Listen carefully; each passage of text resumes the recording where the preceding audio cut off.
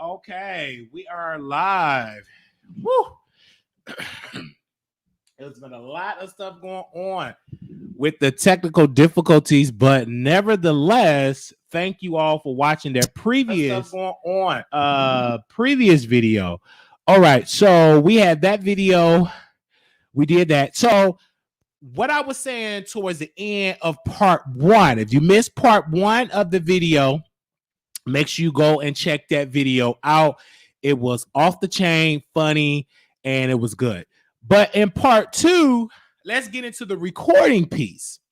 Now, if you can remember, Mr. Wiggins did post this recording of Young Buck and this transgender woman, okay? Exposing Young Buck. And you clearly see that back in October of 2018. And no one judged him for having that recording. No one spoke ill of that. But when Tasha K does the same thing, it's a problem. Young Buck did not know that he was being recorded.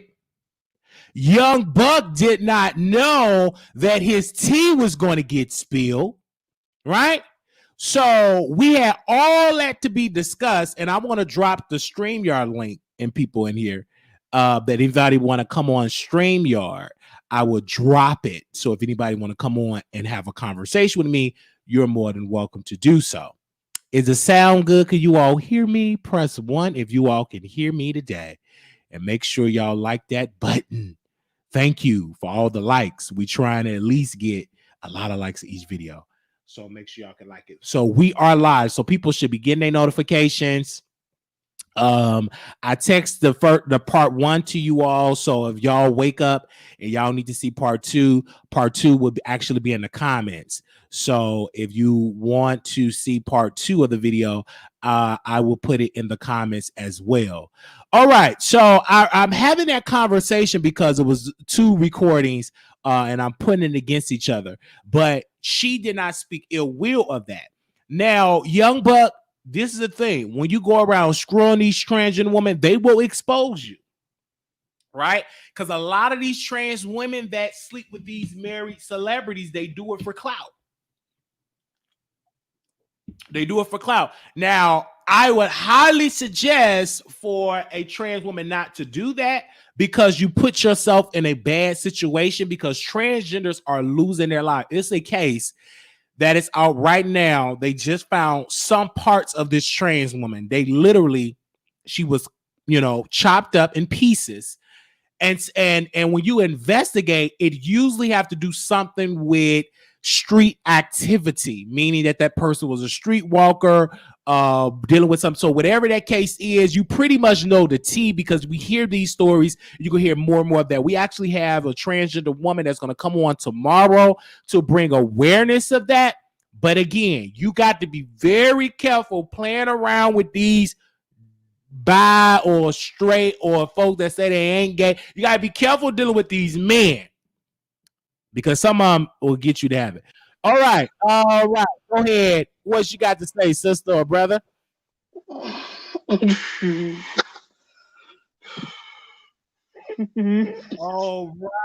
right. Okay. All right. So if you're going to come on, make sure you be on correct. So they kind of, it was like everything was just gone for the person. So you have to be very mindful of that. Now, for the people that want to come on to StreamYard, hit the link, come on, and you have to show yourself on camera. If you don't show yourself on camera, you won't be able to see it. So if you want to come on StreamYard, you must show yourself on camera. And the reason why how we do our StreamYard, even if you try to do something crazy, they won't be able to see you, right? They won't be able to see you on StreamYard. and it's an option on StreamYard you block. Like I tell my people, if you don't see them, you can just do it like this. So like if somebody else come on StreamYard and you don't see their face, that's because they literally don't want to show their face, so you can still hear the audio part. And it's much clearer for that. So we are live. And the reason why we having these conversations is because it needs to be had. Now, I was talking earlier about the Young Buck situation. I do feel bad for him, but when you pick your peen in these trans women, know that your career can be destroyed. Because still in this culture, it is a culture of transphobia, right?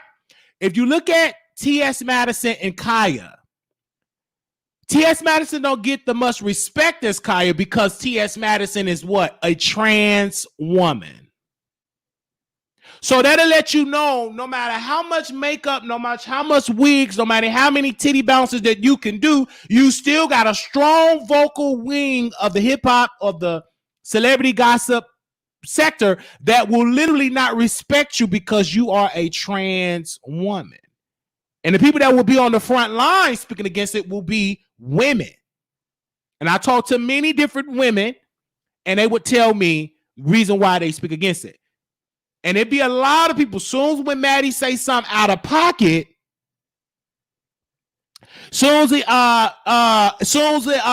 when Maddie say something out of pocket, you hear her critics. Anytime that she say something out of pocket, it be black women particularly will come out and express how they really feel. If I say something out of pocket, you hear a wing of black women, but I know what you're going to say. I got told a group of women I was at this thing. I said, I know y'all don't like me because I'm an F. It's okay. You want me to carry your bags, but under your breath and your mind, you know I'm an F. and you think I want to F your husband. I'm gonna be honest, I do. Especially if he look good, got tattoos and stuff like that. They do be want to F your husband. Don't you be listening to some of these gay men and say, I don't want your man. They lie.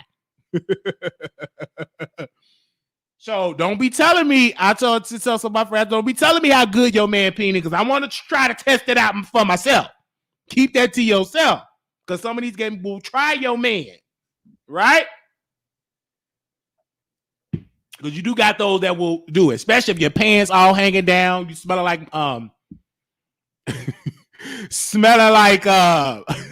black and male. That turns on a sector of some gay men. I'm just being honest with you. I'm keeping it real with you. I'm keeping it real. So if you don't like what I say, you are always more than welcome to not come on the Wiley Show. You are always welcome not to come on the Wiley Show. But if you smell like some Hennessy and some black and males, some men are attracted. I'm attracted to that. Especially if you speak negative and all that type of cuss and all that. That turns me on too. And it turns on a whole lot of gay men. That's why you got to watch your men around other men. But that's just my personal opinion. Now back to the young buck conversation and Tasha K conversation. It's no different. You saw an opportunity, Armon. You got 1,000, hundreds of thousands of views. And he don't like me because I'm consistent with my criticism and I'm entertaining. This is in part 1 of the series. This is part 1 of my series of Mr. Wiggins. See, my series is not based in salacious lies. It's with facts. Because when Armon Wiggins interviewed that transgender woman to take down that black successful man, he didn't blink one eye. His face wasn't frozen. He did it for a come up. So don't criticize Tasha K for doing what you did with all of those transgender women. You didn't have the story of Ayanna Dior or the story of Malaysia Booker and bringing awareness to it, but you did bring awareness to these trans women that want to take down black successful men. Talk back black to me up in this chat. Where were you that our sisters is dying in the streets? Where's Mr. Wiggins? The reason why he is silent because it's no tea to expose a black man.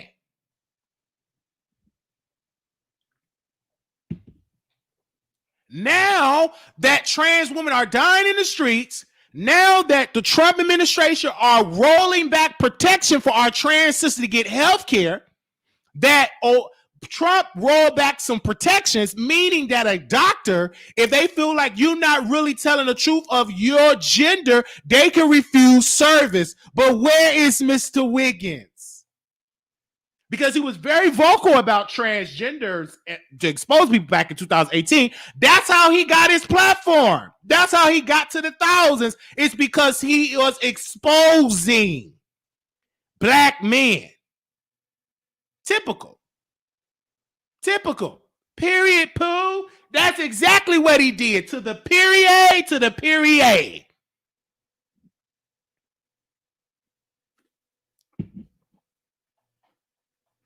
You don't see him now doing no videos about transgender women, bringing awareness to them, because they ain't exposing no men.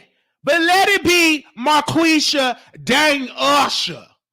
Let it be Marquisha Lazare Watkins Dane Usher.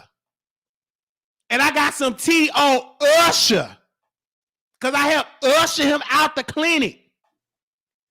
He will take that story all day long. But let Marquita Lazare Watkins get slaughtered in the street and need a black man to use that platform to bring awareness for me, he will be silent. Where is his friend? He's supposed to be for victims. Black transgender women are being victimized every single day. Where is that friend? Let's get it into something, okay? I'm speaking up for the victim. Where are you at, sir? You're silent.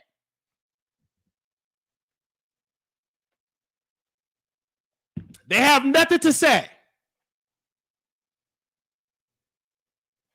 I'm just saying, I know it's hot up in here, but I'm telling the truth. And if you don't like what I'm saying, don't click and watch me. I'm nothing, as you say. So you should watch what I say, but it's too much truth that it sharpens you in that basement and it shakes you up on that gaming chair that you gotta go on station head to dog me out, because what I speak is the truth. Yeah. When you speak truth to somebody that is sloppy drunk, they will tell their truth that they be listening in. Yeah. That I was watching in the bushes. I was watching you. But then they would say, I don't watch Wiley. Liar! You do watch me. But where are you at for our trans sisters that are getting slaughtered in the streets? Where are you at? Why don't we get a series to bring awareness to our chocolate brown and black sisters that are getting slaughtered in the streets? That brother, Mr. Wiggins, took Ayana Dior's story and made it out a joke. Where were you at, brother? Where your friend at with the series? Why don't you start an email address bringing awareness to transgenders that are getting slaughtered in the streets? Where that email address at? Hello? I know it's right. You tell them moderators over there with the B&B squad, we tell the truth over here. And if they got any, if they big and bold enough, tell them to hit the link. Tell her to hit the link. If she got something bad to say, she want to talk about mama, tell her to hit the link. Please hit the link, and I go get my mama, and we can just, and she can bring her crackhead looking mama on the show too. We could do mama for mama. Bring her mama on the link, have her mama to hit the link, get her granny to hit the link. I don't care if she's hooked up to oxygen tank. Bring her up on the StreamYard too. So what? They say I'm talking about them. So what? This is what we do over here. Tell her to hit the link. If she big bold enough, I don't care how many bombs, I don't care how much mess she saw. If she got some most margaritas down her throat, hit the link.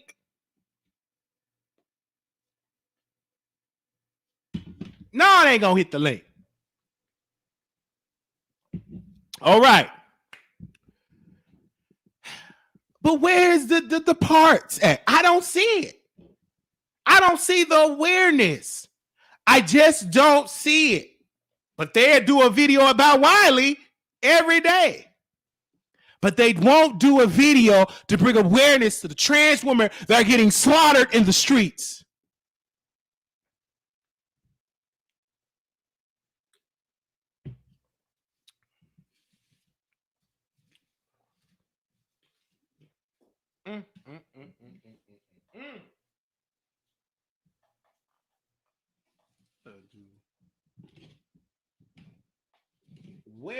Where they at?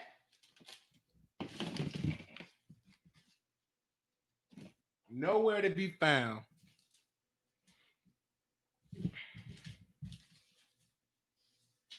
Give me a second. I was looking for something.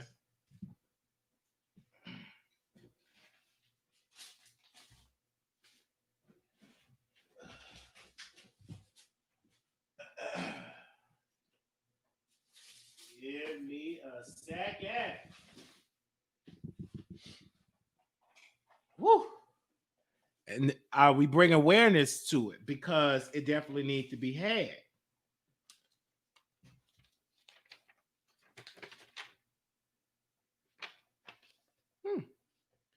Oh, this is the title.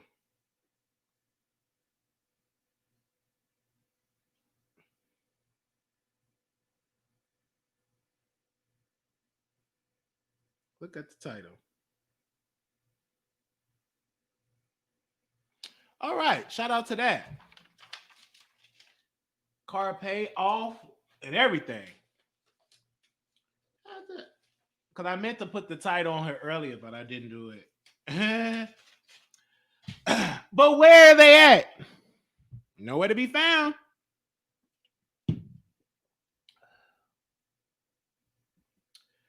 I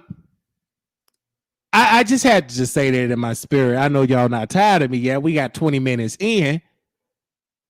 And trans are part of they are very a part of the community. Absolutely. When they want to expose them to exploit those women that have been victimized by these straight men and told all of these D-I-C-K and lies. Shout out to Dream Dolls. Because, you know, Dream Doll had a record. All you give me is D-I-C-K and lies. She did a record. That record just turned me on. But she did a record like that. Shout out to Dream Doll. She said, all you give me is D and lies. But when their sisters need to be exploited of their story for a click and a view, they right there doing just that. Thank you, sweet. Thank you for that super chat. And then we need it because, you know, we don't really get funding over here by mainstream, you know, sponsorships. We don't have big bloggers dropping $300-400 down. You know, maybe I should dog them out first and then befriend them. Maybe they'll jump up out of the bushes and give. I'm just saying, let me move on. Maybe if I drag them verbally so and then befriend them later, maybe they will jump up out the bushes and give $300-400-500. Maybe I'm not fake enough.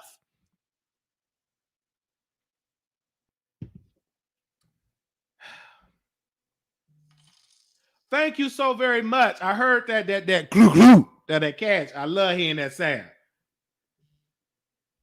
But I'm speaking to this point because I'm tired of my sisters being slaughtered. This is why we are taking on this fight and bringing trans women on the show and having that conversation. It is not okay. Now, you may not agree with their lifestyle. But if you man enough to stick your peen inside them, pay them for their services. If that trans woman want to sleep with you, you agree, and her price is $300, pay her $300. It shouldn't be that you want to slaughter them because you ain't got the money. You should never ask for that service if that's the case. You shouldn't get mad if she want to tell her friends that y'all was humping. That goes with the territory. If you don't want your wife or your homeboys on the block to know that you like a person that then they said they identify of having a yoni, then keep your penis in your pants and leave them alone. But if you man enough to hump that trans woman, be man enough to deal with the repercussions and consequences and the judgment and the backlash from your homeboys. If you want to hump her whole, then pay her. I've seen a trans woman. She was in Chicago. I'm not going to say her name. She was on the east side and South Shore. And she was chasing this man because he did not want to pay her for her services. She wasn't a dry cleaner. She wasn't a beautician. She was what I call a street walker, motel walker, hotel walker, Airbnb walker. So she provided this trade, and he was the dirty trade, a service. Gave him a little head, you know, and he did not want to pay her. So he wanted to call all these male words and get mad, and she wanted her money. That's it. And I tell my trans sisters, get the money up front. If they ain't not gonna willing to give you the money up front, don't do it. Make sure you have one of your homeboys there to make sure you're gonna get the money. And if you're not willing to give the money, don't give them the honey. No money, no honey. Right? Because if you gonna hoe, have a business mind. Be a business-minded hoe. Don't be a stupid hoe. Okay? Be a business-minded hoe. Don't be a stupid hoe. Okay? If I'm gonna hoe out my hole, let me have a good business structure of knowing how to get my money. Because it's hard out here being a hoe when people out here hoeing on OnlyFans. I believe that's the safest way to do it. But if you want to get all freaky, you want to do it in person and in action. Because you get a lot of people, a lot of men, they are so excited to see a trans woman. That's like a fantasy. You get the boobs, you get the beef. It's like you're getting an ice cream cake. You're getting that 3. It's just like having that body wash where you can wash, and the 3-in-1 wash. It's like you're getting that 3-in-1 special. It's like you're buying 2, getting 1 for free. So you do have a lot of men that love that, right? So if you man enough to do that, be man enough to deal with the consequences of humping that. Let me take my prep. Did I take my prep this morning? No, I don't think I took it this morning. Let me take my prep. This is my prep pill. Okay, it is blue.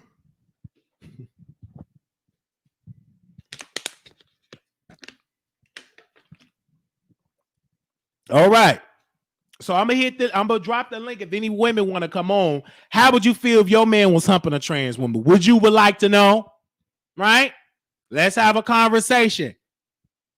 What are real women? Where the women at? I don't like saying real women, but if you strong enough to give your opinion, give your opinion. See, on this show, you got to be strong-minded, because on this show, they're gonna talk about your dog you out, but it's best to keep that opinion and keep it real. Right?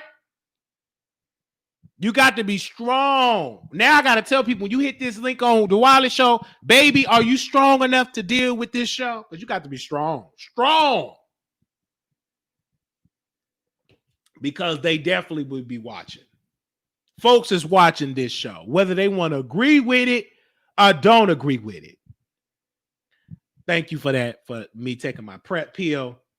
I believe that was so great and awesome that I took this prep pill. I'm on prep. Prep is a pill that you take. It's to protect your immune system. It's to protect your immune system. And it's to protect the immune system about being on prep.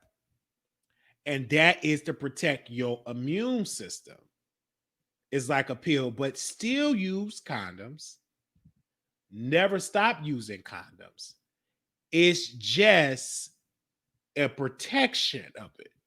Because if you like doing the nasty, you want to have some extra protection. There's nothing wrong with having extra protection. Nothing wrong, because the stuff that I did last night, I'm glad that I was on. Shut up. The stuff, the nasty stuff I did last night, ain't nothing wrong being on prep. Hey, I would love to bring you on Two Man and a Lady. You've been dissing me and hiding. I want you to come on Two Man and a Lady. But only if you strong enough to come on Two Man and a Lady. Because I said man and a lady. 2 men and a lady. So if you strong enough, come on the show. If you strong enough. I do want to do two man and lady tonight, but you got to be strong to do two man and lady. Can't be weak because they be watching. So, no, Wiley, you supposed to. So when we have this conversation about trans women, I still stand what I say. If you're bold enough to sleep with them, honor them and respect them as a woman, right? Because you want to say, "Hey, how you doing?" I'm doing okay. Is you free to do two man and lady tonight? What?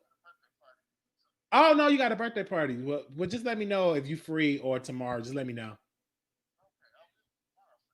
Okay, tomorrow then. No problem. Or you have fun. All right, bye bye. Right. So if you bold enough to sleep with them, be bold enough to deal with it. And this is the thing: trans women have to be called out. If you get some good ping from this man he married and it's good, keep it to yourself. You know the consequences when it's leaking that information out. Don't tell nobody. You get you some good ping, keep it to yourself. Because when you telling all these people, word gonna get out, they gonna be spilling your tea. Just keep it to yourself. It ain't nobody business between you and Young Buck. The Wiggins Show should not know how good Young Buck was to you. Nobody should know that, because when you tell a person like a Mr. Wiggins, they gonna tell the world. They ain't gonna keep that to themselves. They're gonna expose you for a click in a view. If I give me some good yoni, I ain't telling nobody. Last night, I'm not gonna tell you who this woman is. I don't want you up there hitting up. I want that all that yoni for me. What I like tell everybody? Oh man, this, you know, what's and they has a good old yo. Tell everybody. Then my homeboys, they gonna be trying to hit that. I ain't gonna tell nobody. I'm a closeted freak. Now publicly, I get up, talk my mess, but in private, you don't know that I'm smashing. We could be leaving the press service and not even know before we start that Our Father, we was getting it in. Things were getting parted before we open up in prayer.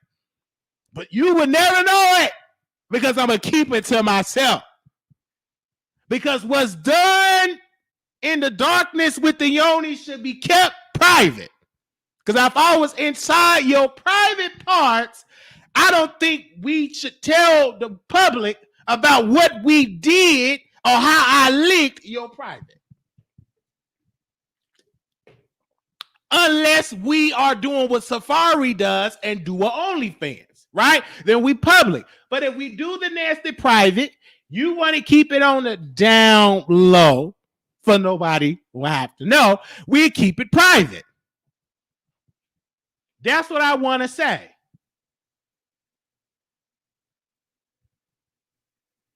That's what I want to say. Now I'm reaching out to some folks, that other bloggers, that some of y'all ain't gonna like them. They're gonna be coming on the Wiley Show because it's all about a click and a view. Some of these folks I'll be talking to, they be like, I gotta tell you about such and such, such. I'm like, what you gotta tell me? I'm here to listen. What you want to say? They don't need to be trusted. Now, these folks remind me like VS. And one thing about VS, she was right. When VS used to call me and say, this person can't be trusted, they moving funny. Years later, she was telling the truth. And these other folks, I got some good folks that got that insight, like my sister VS. They got that VS spirit. They just be calling me, Wiley, something I got to tell you, such and such. They can't be trusted. And it's they. I said, whoo, tell me about it so I can write it down in my composition book. What they say? Tell me word for word. Send me the recording. I would like to know. You ever send me some mess? I need the evidence. What else did they say? So I'm just saying.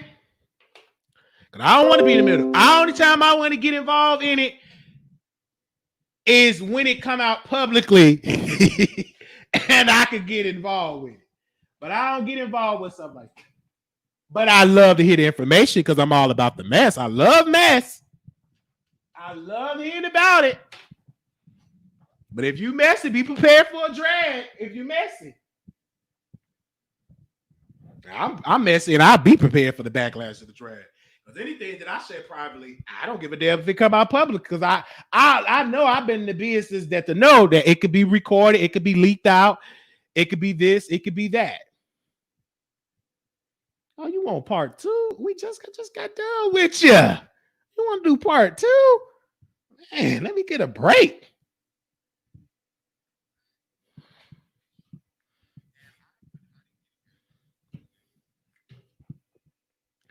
Oh, I was just saying, if you're free to come on to be my special guest on Two Men and a Lady, I would love to, have you on.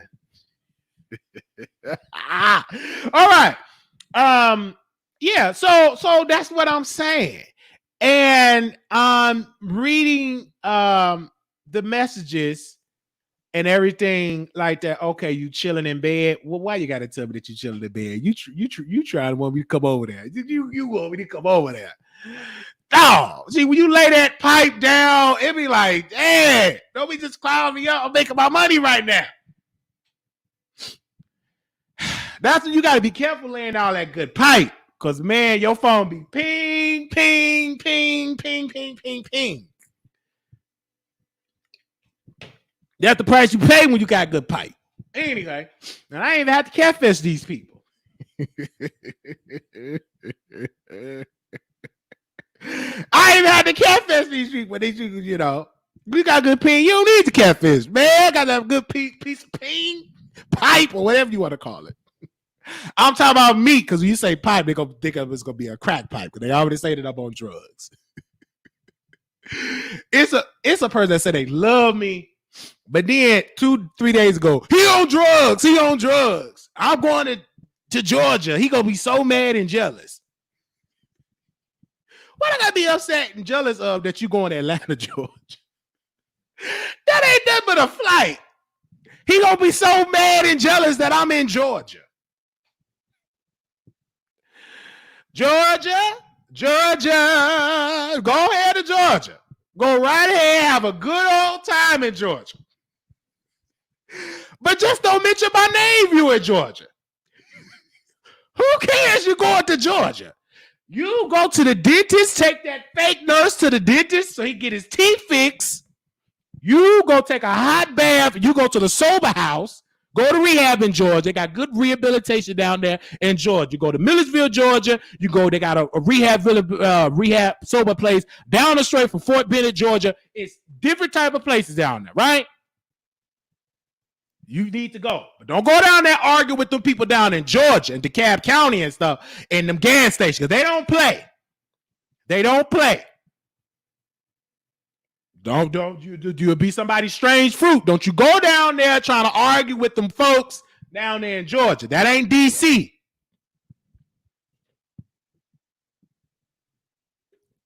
Have a good time in Georgia. Of course, I'm going to watch and get an old nasty piece of a click and a view. They really thought it was going to be bad. I see what they would do, because they be wanting my attention. I'm going to give them both the attention. They want to smash, They ain't going to do nothing but just smash in that hotel room and all that type of stuff. They going to try to talk, but you can never talk me. I got the talent. Going to wind up being somebody, or breaking news. You're going to be somebody breaking news story. So go down there with a reason going on. Don't go down there trying to get me together. All right? Don't waste your funding. Don't be used just to get under my skin, because it ain't going to get under my skin. But if it takes you to diss me to get a free trip to Georgia, get your free trip. Get all the peen that you can get. Get it while you can.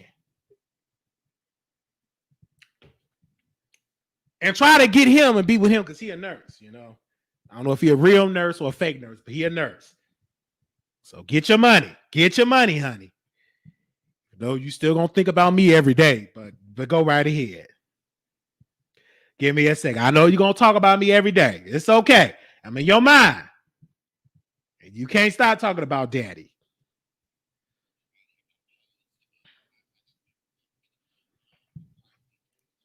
I know you want it.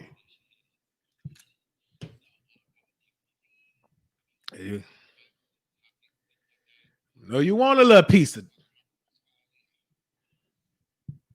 I know you have rule. Rule number one, I'm going to treat you like the king that you are. Rule number two, when we do two man and a lady, it's going to be great and awesome. Rule number three, we're going to get into some things. Rule number four, it's going to be a powerful, enlightening show. Rule number five, when you leave this show, you're going to be inspired. I love my daughter. I love me some Wiley. You keep me laughing. Yes, it's shame what the president is doing to the LGBT community. He knows his time in office is up. Right. And it's time for the community to really speak up because it's time. But where are these boy chat panels at defending trans women? Where they at? Because before they was a trans woman, they were a boy. Yeah, shout out. So where are these folks that say they for they boys? Where they at defending these girls that used to be boys? Where they at? They're nowhere to be found. Where are they? Where are the series? Why are these black men, gay men, and this that quiet when it comes to transgender issues? Where they at? Where is the bottoms panel when you need them? Why are they not talking about the trans women that are getting slaughtered in the street? Where they at? Is they too busy being a preacher charging their members $40 to see them cook sugar greens? Where are they at? Where is the fake Michael Jackson? Is he too busy acting like he's so innocent and he's a freak off of YouTube? Where is the gay that got the twisted neck? Where are they at? Where is the sweat dusty box at when they got a whole series? Is their connection working right that they can sit here and stand up for their trans women and brothers? They trans sisters and brothers? Where are they at? Where are they at? When it's something concerning me with lies, they on the front line. They roasted and gagging Wiley. But when the trans women that are getting slaughtered in the street, they're silent. They have nothing to say. They too busy charging people $40 to $50 to see them talk with their boyfriend that's pissy on the right side. But when it's time for them to really have the courage to speak up, they are nowhere to be found. Where are they?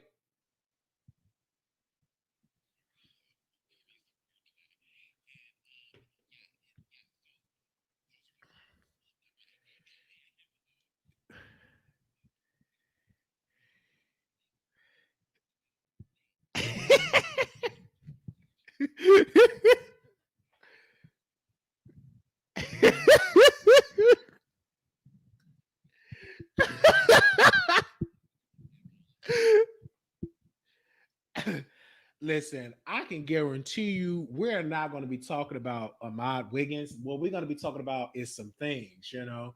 And I always been saying, let's get into some things. Very long time. I can show you to it back in the day. I used to say that a lot. I actually got into some things last night. You know what I'm saying? But I would say this, we're going to have a powerful, good show. I really believe so. So they know where to be found. And that's how I say these folks do all that talking, but when it's time for them to stand up for what is right, they know where to be found.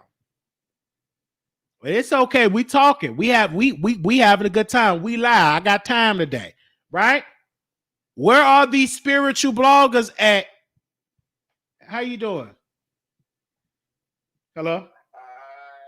Hey, I just had to hit you up and just see how you was doing. Congratulations on your record with Sasha. Yes, congratulations with that. Thank you.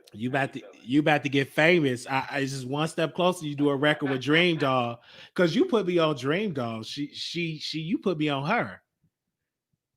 Thank you. I'm happy. I'm doing good. How are you doing? I'm just so happy to see you doing good right now. I am doing good. I will show my face, but my tattoo have healed. My tattoo man coming later to fix my tattoo on my face. Oh, it's okay. I can't wait to see. I did check your OnlyFans, and that episode With you and your unhouse was just, I would say, was one of my top five. With who? It was the guy you said you doing it with your neighbor and your unhouse. Uh, or that's what you said. The OnlyFans. It was dope. It was great.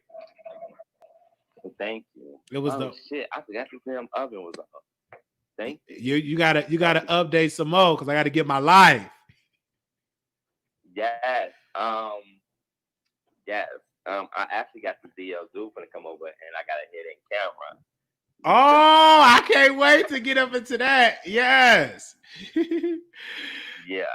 I just, because you really got me into Dream Doll. Like, I love Dick and Lies. I love the record that she did with Lil' Kim. You really made me a big fan of Dream Doll because you used to play her every day on your Snapchat. Every day. You used to play her every day. Is you frozen? Oh, you frozen? Oh yeah. You gotta make that connection to get her on the show. Yeah. I gotta get Dream Doll on the show. Tell her she gotta come on the Wiley Show. I would love to interview her. I love Dream Doll. But I love you more. Hello? Freeze? Yeah, it was freezing, but I'm gonna talk to you later. I just have to hit you up, and if you need something, just hit me up. I'm always here for you. All right, I'll talk to you. What's going on now? Nothing. I'm about to finish up my show and stuff like that. All right. All right. So I was talking to somebody that's on Dream Doll's team. They are big fans of Dream Doll, and he put me on it. So we're trying to get Dream Doll on the show. I'm gonna have to send Dream Doll on nasty voice note. Wait a minute.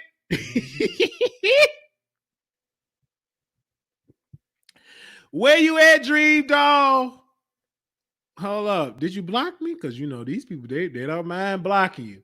Let me send Dream. I'm sorry y'all had to take a phone call because I don't really be having time. I'll be all up on the channel and stuff like that. So I'm gonna have to send her a message. Hey, what's up, Dream Doll? This is Wiley from the Wiley Show. Listen, I love your music. I would love to bring you on the Wiley Show to talk about your music. Sister Dream Doll, 2021 is your year. I can't wait till you come out with an awesome album. And that record you did with Lil' Kim was great. Dick and Lies was another great record that you did. I mean, you're an amazing woman. And when you came to Chicago and how you did your concerts and stuff, you're gonna be, I'm telling you, Dream Doll, you're next in line to being the queen of hip hop. I would love to have you on the show. Whenever you're free to come on to speak to my millions of listeners, I would love to. Just let me know a time in the day and I will make some room for you. And you just keep doing your thing, sister. Keep up the good work.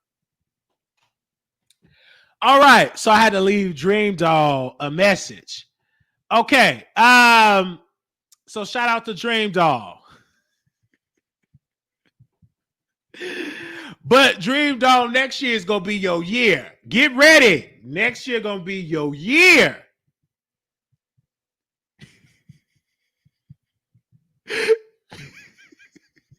It's quarantine, so the prophecy 2021 gonna be her year. I should have said 2020, but I gave her a true prophecy because all that quarantine, that Rona going around. That Rona don't care about DE lives. Rona is still out there, so I see 2021.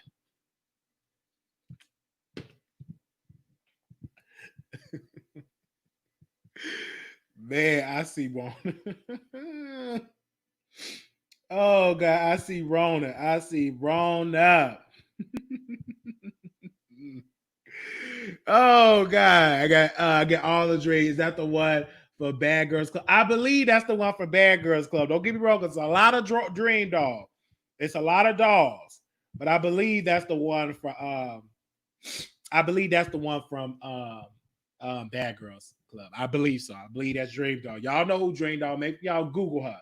I love me some Dream Doll. Love me some Dream Doll. Yes, child. How you doing? I'm fine. How are you? I'm doing good. When you gonna bring me on your radio show so I can come and wake it up? So you can come and do what? If I can come and wake it up, I'm gonna come in there. Oh, I'm gonna bring, I'm gonna bring that fire. oh. What's going on, Marquise? How's it going? Great, sitting here chilling and was thinking about you and your show. Really? Yeah, I did see you earlier today with your headphones on there. See, like you was working at Burger King or McDonald's. Okay. I should have called in to put a 10-piece nugget meal in, but nah. Okay. I was looking at you. I was like, when's she gonna let me come on through this, through the show? Okay. What would you be coming to talk about? We could talk about our issues. We could talk about love. And nothing wrong with talking about love. Well, I don't have any issues with you, so there wouldn't be a conversation there. Okay. Okay. Now, in terms of relationships, I mean, we definitely can, discuss relationships. Okay. What are you talking about relationships? Like, what's going on in your world? What's going on in your love life? Oh, we could definitely get into that. I'm down for it. But you got to be the co-host. I don't want you in a control room. I want you sitting side by side with me, and we can get into some things. Oh, really? So, what do you mean? You talking about coming to the after party? Yeah, absolutely. Why you want to come to the after party? Why we can't come to the Marquise Wiley show? I want to come through the after party. I want to wake it up over there. And you always. Why you want to wake it up over here? Why we can't wake it up? We can wake it up over here. Don't let me know things. We can wake it up anywhere you want to go. I'm down for it. Okay. Mm-hmm. I'm talking to the boss, so Okay. Oh, now you talking to the boss. Boy, you are so fucking funny. Oh, you are so funny. Right, I'm talking to the boss. I'm talking to the CEO. I always gotta talk to the boss. You know what I'm saying? Well, what's going on in your love life, Marquise? Man, everything's good in my love life. Everything's great. I can't complain. Everything is good. I could just tell you right then and there, I'm blessed. I would just say that. What makes you so blessed? Hey, when I look down, I say, oh, shata. Sometimes when I look down, I was just saying when I look down, some people look up and blessed. I look down, I'm blessed. So, yeah. But I'm saying, tell me what makes you blessed. I can't really tell you what makes you blessed. Now until I get on the after party, I just, so it could be nice and fresh at the moment.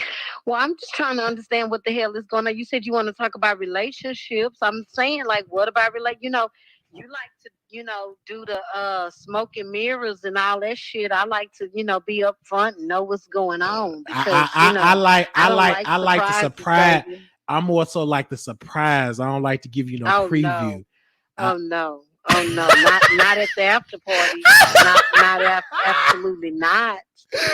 You can do that on the Marquise Wiley show. Any day, all day, but not at the after party. No, okay. We had a conversation. Would you date a bisexual man? We can talk about that. Since you all proper and professional, I'm not proper and professional. I just want to know what it covers because we don't move in the same circles. Yeah, we don't move in the same circles. So I just want to know what we're gonna be talking about. Well, we can talk about that. Would you talk to a bisexual man and let we have that conversation? I want to see. So are you bisexual? Absolutely, 189,000%. Boy, shut up. Oh, okay. You are not damn bisexual. Okay, then you want to test that out though? You want to do that for real though? We can verify that. Do you want to verify that information? I need you to verify it. I need to know like within how long, how just name the date. Bisexual. We can get into it on the after party. we can get into it on the after party. I can show you better. I can show you that. I can tell you.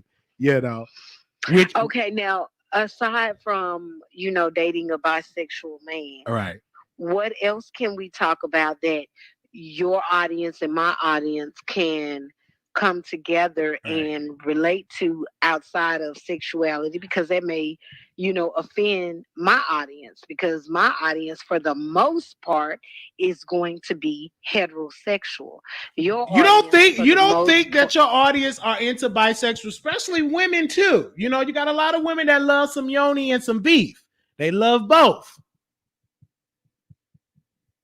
I don't know any. You don't know anything, but when you get me on that show, they're gonna be calling in because I do bring out the freaks because I know what to say to make the people speak up. Okay, that's planned. That's one thing we could go with. Give me something else that's totally different, away from sexuality, that you and I can discuss. Okay. Oh, well, we can talk. You don't want to get down, but we can talk about politics too. No.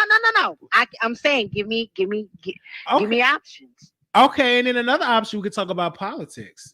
Black Lives Matter, and how you guys are like. So, well, what about trans lives? And what about gay lives? Because I'm all about controversy. I'm all about conversation. I want it all. I love so that. I like that we can do a little bit of both. Yeah. We can do a, why is it, because this is where I'm coming from. Right. Why is it that every time, here is something that we need to be focused on, here y'all go with, what about me? And to me, that's the same as saying all lives matter. Like, we get that trans lives matter. We get that gay lives matter. But right now, because of what's going on, and I know that things are going on in your community too, but this is where it's like, damn, what, can we have this moment without y'all, shining the light on bringing it back to gay lives and trans lives? Mm-hmm. We're not talking about that right now. Oh, well, it's a conversation that we definitely need to have. Exactly. That's what I'm saying. That's the conversation. Absolutely. And I'm down for it. And then we can go from that to dating bisexual. Yeah. When you want to do this, because me, I'm always down to come to the after party. Boy, shut the fuck up. You ain't down for no fucking after party. You know better. I'm always down. I don't run. No, you not. I'm down. Marquise. Yes. Listen now. Let me just tell you. Tell me. Okay. I'm listening. Now, you and I both know. Yes. Okay. That you don't fuck with me. Like, I'm really surprised that you even calling me. Because I listen to your show. I do mess with you. You're an intelligent Black woman. I do love getting under your skin because I like you. That's what I do. That's my job. I know you shocked, but I watch you. No, I'm not shocked. Because normally people watch who they idolize, so I get it. Yeah, I'm not. I love watching beautiful. I love watching beautiful Black women. I love watching. That just does something to my spirit. So, but I am, a little curious as why because out of the blue, that you on my road right today. I don't know why, but you said you watched the show today, and maybe that's what put you on my road. Yeah, and that's cool. Because you was feeling it today in the show, like you had on that Burger King headset. You was feeling yourself. I said, let me put a walk. I said you were feeling yourself. I was like, let me pull up at the after show. I don't know if any of your goons was gonna try to jump me, No, we don't do that. Okay. We don't do that. Down we for don't it. do that. But I would love to have you on. Yeah, I'm down. And we definitely can talk about that. Absolutely. When is a good day for you? Any day. I'm off the weekend. I'm off every day after 2 p.m. Just give me a call. I'm at the after party. So next week my co-host is not going to be there. Okay. Because she'll be out of town. So if you would like to come and be my co-host on next Saturday, I'm on from 11 to 12. Okay. Then we can plan for next Saturday. I'm down for that. You down for that? Absolutely. So basically how I'm coming from it is like a situation of the gay community always basically, and I'm just paraphrasing now, I'm going to fix it up, but basically the gay community is always like, have you ever known somebody that anytime some shit going on, they like, yeah, me too? Well, that's the gay people. That's the gay community. And we're in this Black Lives Matter, and this is all we're talking about. And I'm noticing that I'm seeing a lot of basically people from the gay community saying, oh, well, what about the trans community? What about this? And it's like, why can't we just have this moment to ourselves and then shift? And that's where you come in. Okay, I'm here for it. I'm bringing that fire. You know me. I'm here for it. Okay. So I'm definitely will hit you up. I'm looking forward to it. I'm gonna tell my people, my producers, my black women, my sisters, all of my ladies, to come through it as well. Yes, please. All right. All right. All right. Thank you. Have a good one. To you. All right. All right. Bye bye. Okay. All right. So we'll probably be on the after party. Okay. All right. So let's go to the phone line. We got somebody on StreamYard. We're gonna be on the after party. All right. What up? What up? What up? Is that my girl? How you doing? Hey, Wiley. Hey, sorry. I'm just leaving the store and I looked and I seen the topic and I had to get on here. Now, okay, so that's what I hate about Armon. Like it seems like when other people do things, he always criticizes them. But when he do it, it's okay. And I don't know. And it's crazy because it's like he do the same thing that Tasha K does. The exact same thing, like with the recording. He didn't go off on that lady for recording Buck, but yet he have a problem with Tasha K because she did it, although up in her state it's legal. So I don't know.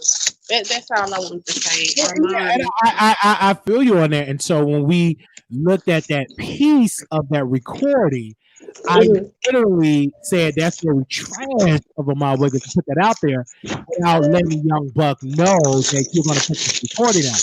And he did it. No one criticized him for doing it.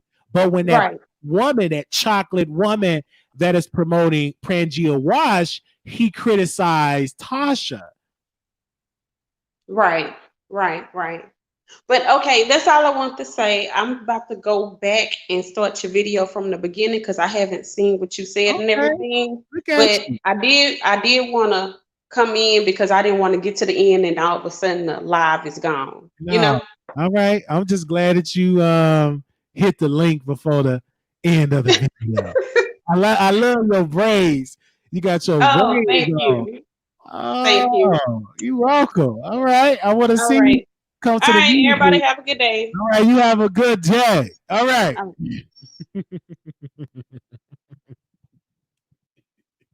All right, y'all. So yeah, we'll be on the after party, and it's gonna be lit because me and that woman I was on the phone with, me and her said some things to each other. We said some things to each other. I'm going to just say that right now. Me and sis, we said some things to each other. So I think that's going to be a high-rated show, and I'm off on Saturday. On next Saturday. So so the after party is a show. Y'all going to see what the after party is. I'll let y'all know on Saturday. So make sure y'all text that number. Let me put the text number on there so y'all get the link.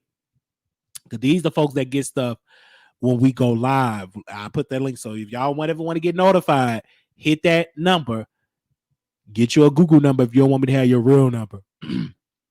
So you can hit that, call that and say notification.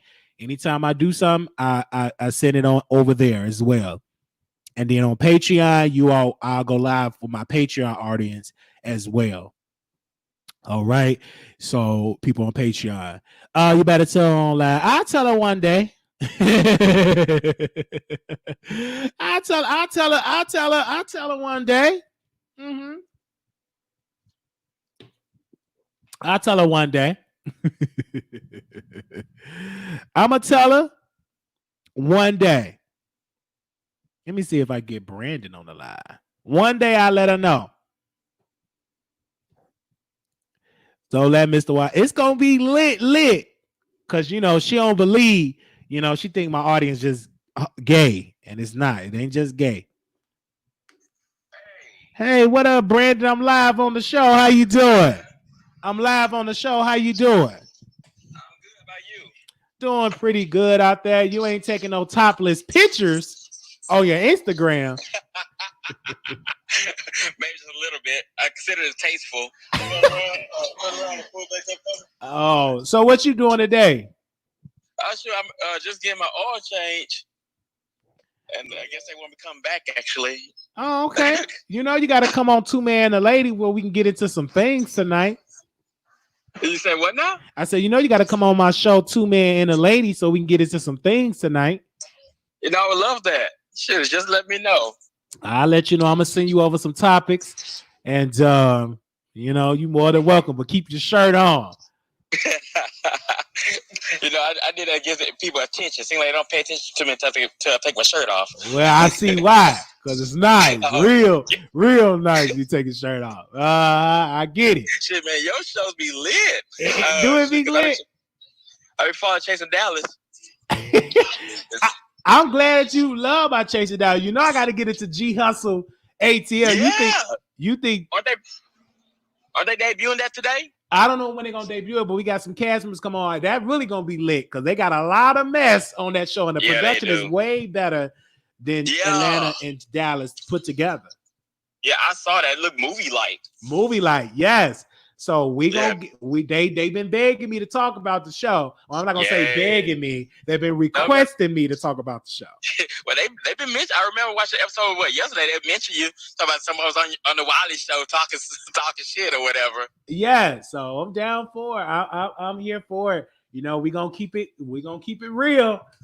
And they got a good cast on for this season. They got yeah. So I was like Sherrod. Sherrod always seemed like he kept it real. Oh yeah, you know Sherrod. You know I call him S. Dot. Right. He's so he always keep it real. He's the star of the show, to be honest. Yeah. And we go way back in Chicago, so he's. Oh, that's what's up. We go way back, so we gonna get a lot of guests on the show. Well, sure. I guess I still got to make it out to Dallas. Check you out, check everybody else out. I'm working some productions for my clothing line and trying to get some people for it. Okay, I'm down for it. Get my life together. I'm down to helping out my gay entrepreneur. You know, yes. I'm down for it. So if you need me to rock some, you need me to rock some of your drawers or shirts, let me know.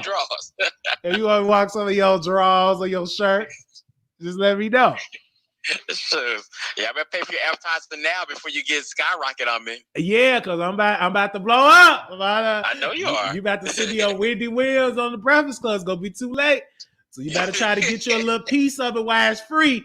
But shit, man, I can be your chauffeur or something. Right. Yeah, don't ask for no license or anything. Right. You've been knowing me for a long time. So, you know.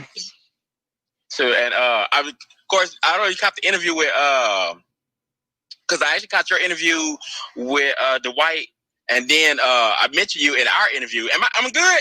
Okay, because they had me come back to the after they did my oil change. They told me turn around and come back. Like they forgot something, and so I'm sitting there like waiting for them to like give me the A-OK. So I guess I'm good now. Well, thank you for the Dwight piece of that. I love Dwight. Dwight, yeah, he's something. He's really great. Matter of fact, I had an idea or a concept, and it kind of came organically as I was talking to him. And you know, once he finished the book and stuff, hopefully, he liked the idea too. So he asked me if I wanted to pitch it. I said, hell yeah, you know. And so that may be something that me and him could collaborate on. We're both Capricorns, and so it's kind of. I'm down for it. Yeah. I can't wait for it. But I don't want to hold you up because you're getting your oil change, and I hit you up later on to bring you on Two Men and a Lady. Two Men and a Lady. Mm-hmm. Okay. You let me know if you want to be the man or the lady. I have options these days. Yeah, you got options. You might woke up as a man, but today you probably identify as a woman. So we want to make sure everybody is feeling welcome. That's how kind of you to give me that option. You know, I want you to feel welcome. I don't care if you got on your beard. If you say you want to be dressed as a woman, guess what? How you doing, sis? Okay? I don't care if you got you on a beard. Call me Godiva. And the mustache. If you want me to call you sus, I'm going to call you sus. Everybody shout out. I don't care if you got that spray paint lining on your head. If you want to be sus, are we going to call you sus? My mental government name. All right. I'll talk to you later, because I'm kind of blushing right now. But sure, I'm glad you hit me up. I'm glad you're doing great. You're looking good. I'm glad that you're single. Oh, that's a whole different. That's a whole different one. I just had to just say that. I'm glad that you're single. I'm single too. A single dollar, one single dollar, and another single dollar makes $2. I'm just saying. Right. Towards the empire. Yeah, towards the empire. I was just saying. All right. I'll talk to you later, Brandon. Okay. Bye. All right. And they say I don't know nobody. I know a lot of people. It's just some of these folks don't want to come on my show because it's hot. Somebody came on my show saying, "Can you delete the episode? I didn't know you was that famous." I said, "No, I can't delete it unless you send me a cash app for $800." Okay. I'm famous. I told you I'm a celebrity. So when I used to get folks on the show, it used to be one person, not no more. That don't exist. You come on the show and look good, you might get a whole bunch of DMs. Because Brandon, the other Brandon, the football player Brandon, he got so many DMs after he came on the Wiley Show. He got so many DMs after he came on the show.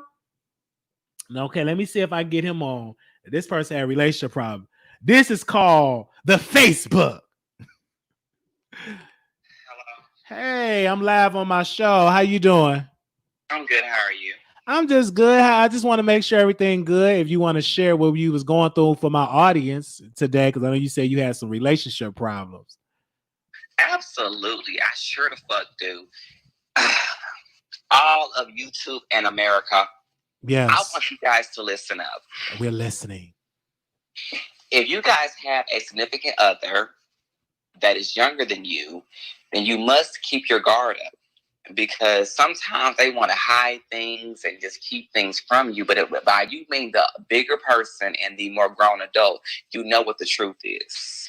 And that's all I'm going to say on that part. But what I'm going through is I had a boyfriend and we were together for a couple of months.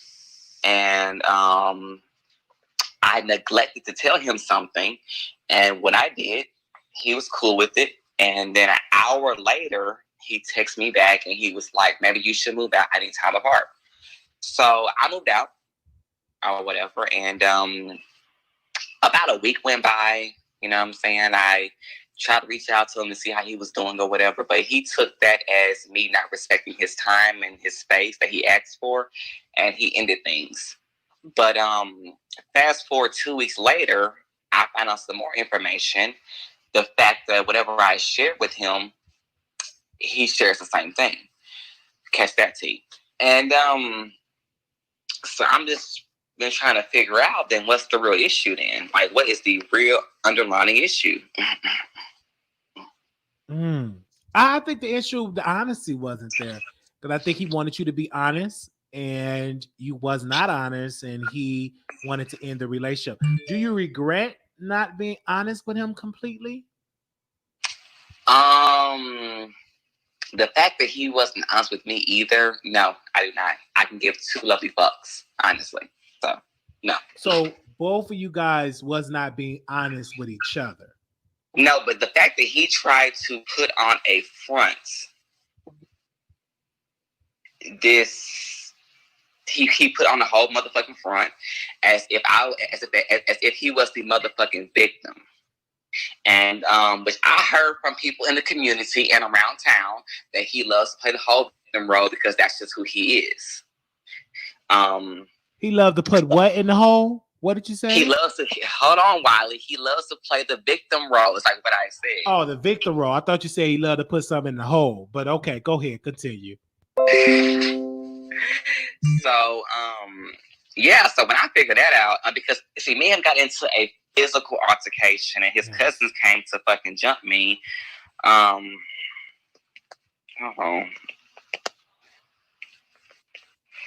They came to fucking jump me or whatever, and when they ran the story back to me or whatever about what he said happened, it was completely untrue. It was fabricated. It was, and I was like, I never put my hands on your cousin first. He put his hands on me first. But according to them, well, I know my cousin and he don't hit people first or whatever. So clearly you put your hands on him first. I said, okay, whatever. And he's just sitting in the car. Speak up in the phone. So at that moment, when I see him just sitting there playing that whole innocent role, sitting in his fucking car, I say, you know what, nigga? I heard you like to the fucking victim role or whatever. So you go ahead and play that, nigga. I'm gonna go my way and you go yours. Then he unblocks me and he antagonized me for the whole motherfucking night. He did via text messages, and I have my receipts. And that's bad. That's the first time we broke up. How many relationships have you been in? That don't matter, Wiley. That don't matter. Okay, that doesn't matter. So how long were you with this guy? How long were you with him? A couple of months. You with him a couple of months. Where did you meet him? Did you meet him on an app? Did you meet him at the grocery I met him store? 2 years ago. Where did you meet him at? What was the location? Well, I first met him in Arlington, Texas, whenever we were ready from Hurricane Harvey, because Hurricane Harvey did hit Southeast Texas and the Upper Houston area, and he was there. And that's when I first met him and seen him, was up there. But we did not talk for 3 years up until this year, and here we are now. I'm so sorry to hear that the relationship didn't work out. How do you feel now? Are you ready to move on to something else? Or just Absolutely. Absolutely not, because he's playing with me at this point, and I promise you this shit. I'm sorry. Whoop, whoop. I promise you, he's definitely gonna know, because he's definitely playing with me, and he's playing with my emotions and my feelings, and quite frankly, I don't like it. Now, when you say he's playing with your feelings, is he's blocking you, unblocking you? He's doing all that motherfucking shit. He's definitely. I talked to him last Friday night, and according to him or whatever,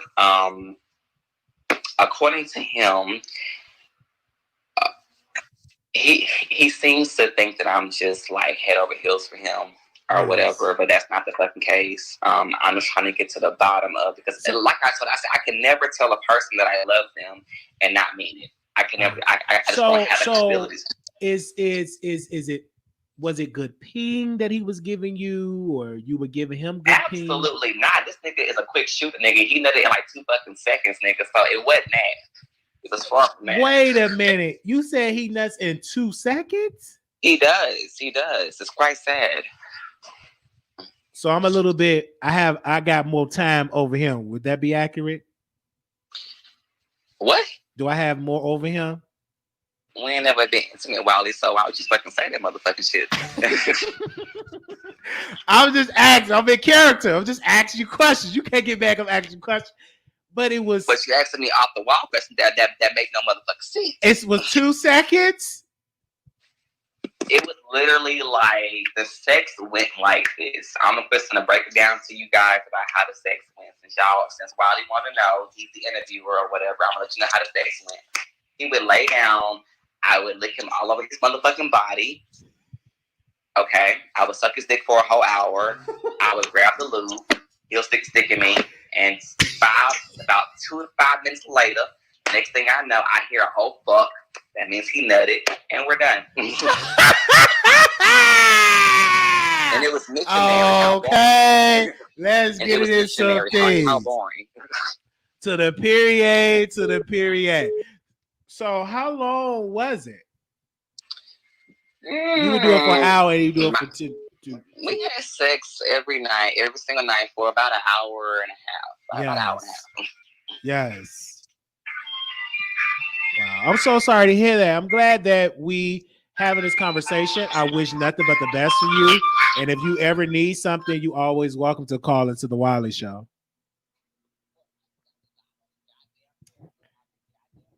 I told you that I was live on the show. I'm real busy. But you know, I love you. You know that. Whatever, Wiley, now because you got me on this damn show drunk as fuck. And you know I'm drunk. Oh, you drunk? I'm so sorry. Let me get you off the show. I don't want this to be a Me Too movement because you're intoxicated. I'm not that intoxicated. Okay, you're not that intoxicated, but you are comfortable. We just for the record, you are comfortable being on the show. Absolutely.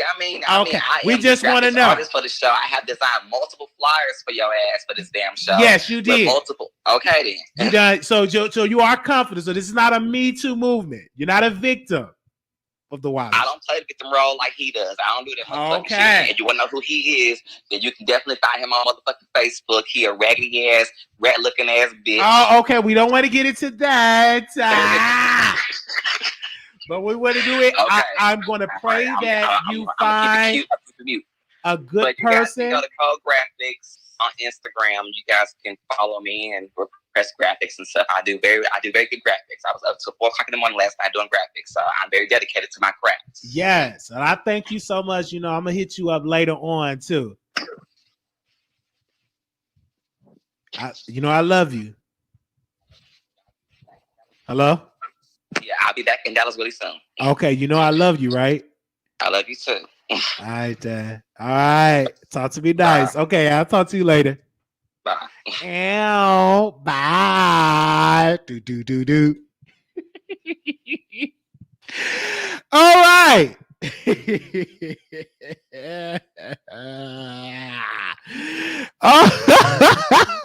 A whole hour.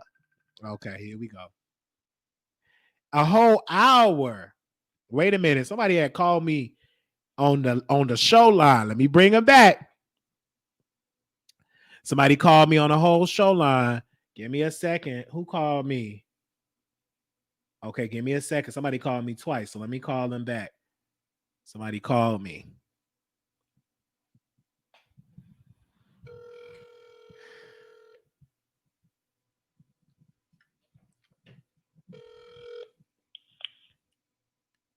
Hello? Hey, you had called me on the show line. This is Wiley. Did you want to say something? No, I was calling a text number. Oh, you get the notification. Okay, that's good. All right, then. You be blessed. I thought you was calling in to say a statement or something. Okay. All right, you have a good one. All right, bye-bye. I'm sorry, that was one of the producers that wanted a notification. Okay.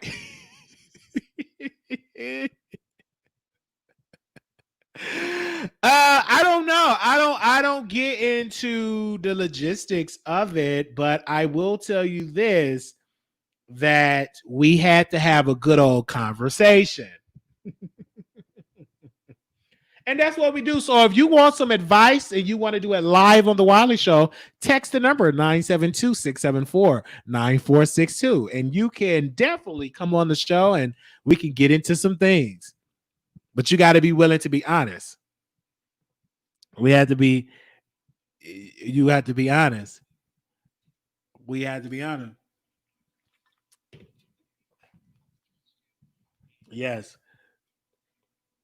Yes, we definitely need to have a conversation. 69. So anybody else want to come on before we go? Child, this is a lit live. Yes, we definitely need to talk. Because I'm excited to having these conversations. He's talking to that man Wiley. 60 minutes if you're entertained. Well, I don't know if he's talking. Because at the end of the day, he have a right to feel the way how he feel, right? We have a good conversation. Yes. Yeah, we have to have a great conversation. Yes.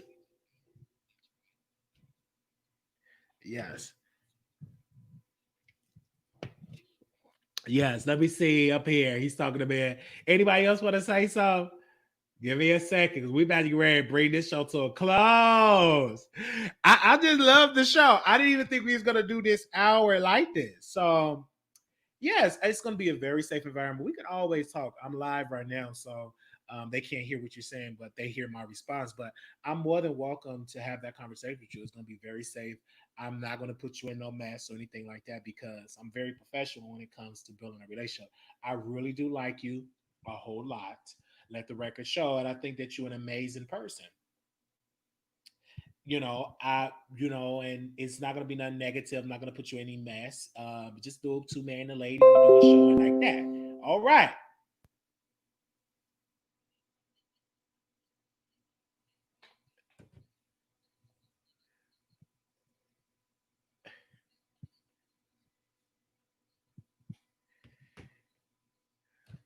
All right. So give me a second. Give me a second. All right. So we have a voice note from my radio. So I sent my radio this, and then she responded back. Hey, what's up, Millie? This is Wiley from the Wiley Show. I would like to know, can you give me a statement that I can play over my show concerning Doja Cat for using your famous line? You got $20. And I would love to hear a statement from you on the air because I'm live right now with 67 million people. That Doja Cat. Do I think that this is something that Doja Cat, got from my radio? I know it's something that Doja Cat got from my radio. Am I upset about it? Is it an issue? No. This is a free app. She's having fun. She being a petty little bitch. But guess what? I'm going to put out a little bowl of milk and I'm going to be a petty little bitch. And I'm going to invite all the stray cats to come and take a motherfucking lick. Straight like that. She got cute. But, I'm cute too. So I'm not mad at Doja, but I'm going to cuss her ass out. Sure am. Oh, I love that. I'll have to see you like $20. You said come and lick that bowl of milk. I'm going to be in line to lick it too. But anyway, I can't wait to go live about it. I will be definitely listening and watching. Thank you for that response. Yes. Okay. Look at that. Like I didn't even think she was gonna respond. That's what I'm saying. You gotta continue. You just never know what is going to happen on the Wiley Show. You just never know. You just never know. I really love it. Like I love it.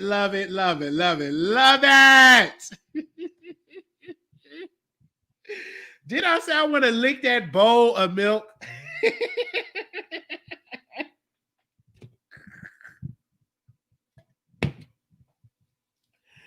I should have said that. I said I was going to lick that bowl of milk. I am something else. I need to stop that. All right. That's to say you never give up because you never know who's going to send you a voice note.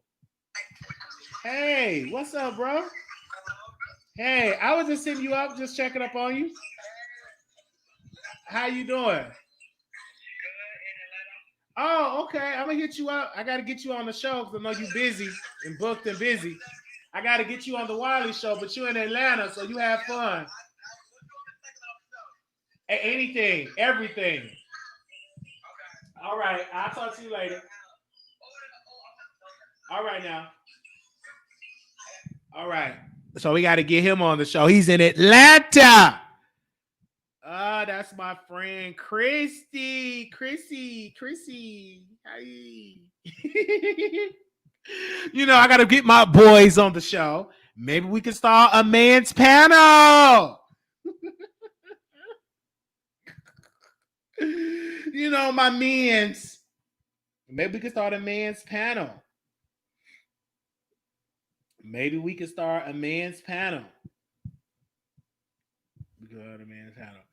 Yes, I love your record. I can't wait to get you on the Wiley Show and have that conversation. You're doing an amazing thing. So keep up the good work, brother. All right, y'all. Melly knows you're not straight to age.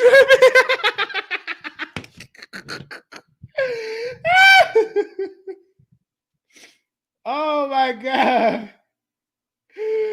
Oh, how you doing, Dr. Webb? I was watching you on Angela Rye Instagram, and I am a big fan of your work.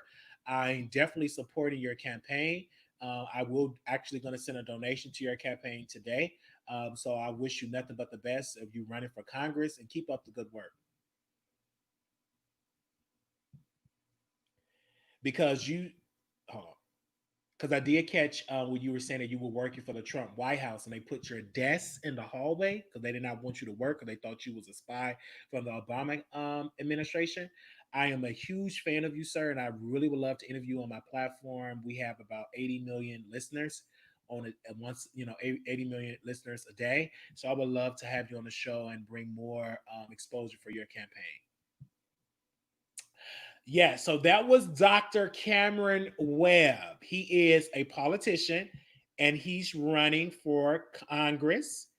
And he is running, he definitely for Virginia, I believe in District 5, if I'm not mistaken. So I definitely had to send him a voice note, and he is a doctor. He's a married doctor, and he was on Angela. He was on Angela Rye Instagram. So I did have a piece of that voice note. I mean, of that interview. Let me put it on my Instagram and I'll show it to y'all really quickly. Give me a second. Give me a second. Let me see if I can bring him on. Let me see if I can. I'm gonna upload this. Let me make sure I put his Instagram right, because I don't want to tag the wrong person. And we gonna close. Did I follow you, Dr. Cameron? Okay, I am following the doctor. He worked for the Obama administration, and then he worked a little bit for the Trump administration. Let me see. Let me see.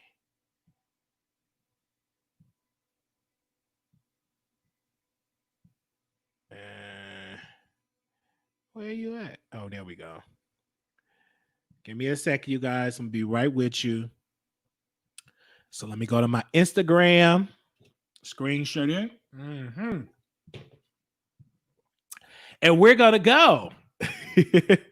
This was a good show that we did today. We talked about a whole lot of stuff.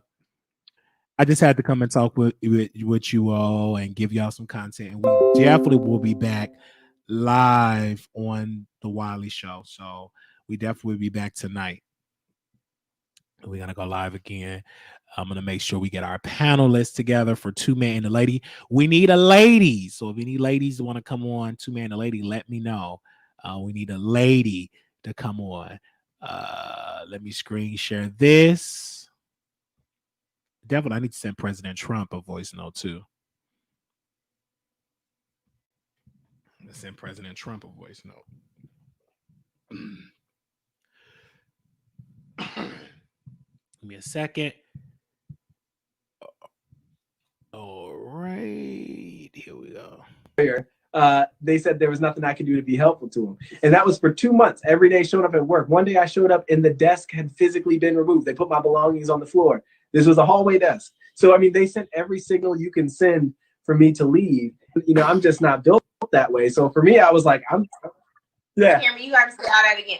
That time, I think as soon as we brought that up, they sending people to call now. Okay, so they put your desk in the hallway, your belongings on the floor. Do you know who did it? Well, so what I know is that there were 4 desks in the hallway. 3 of them were empty. Mine had pictures of my family, my stuff, everything. They could have taken any of the other 3 desks. They took mine. So, I mean, obviously desks don't just walk away in the White House. So they did it on purpose. But what I always told them is they made a couple mistakes, by I'm an extrovert by nature. You put an extrovert in a hallway, I'm just going to wander around talking to people. And that's what I did. I think I learned a lot about how movement conservatives think just by challenging them on education or on transportation or on healthcare and just having those deep conversations. And eventually I wandered my way into here. They said there was nothing Give I could me do. A second. So she actually have the full video on her Instagram, and I'm going to play it for you all. And this is Angela Rye. I've been knowing my sister ever since she was doing Washington Watch on Roland Martin on TV One. So I've been following her for a long time. Actually, Roland Martin put her on television before CNN put her on. And I've always loved to get some positivity with the mess. So I'm going to play this video for you all. This segment is really was amazing. So when I watched it, I said, I definitely have to feature this on the show. Let me press play. Hello, everyone.